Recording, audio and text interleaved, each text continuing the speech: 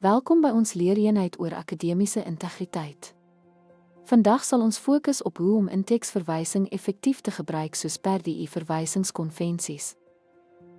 In-teksverwysing behels die aanhaling van bronne in jou teks. Sluit altyd die skrywer se van en die publikasiejaar in, soos Smitte 2020. Vir direkte aanhalings, dit is noodsaaklik om bladsynommers by te voeg.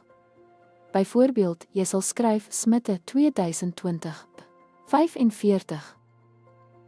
Maak seker dat elke aanhaling in jou teks ooreenstem met 'n volledige verwysing in jou verwysingslys, handhawing van konsekwentheid en akkuraatheid. Stel aan die einde van jou dokument 'n verwysingslys saam. Sluit alle bronne in wat jy aangehaal het, alfabeties gerangskik volgens die skrywer se van. Elke inskrywing in jou verwysingslys moet spesifieke formatteringsreëls volg. Hierdie reëls verskil na gelang van die brontipe, soos boeke, artikels of webwerwe.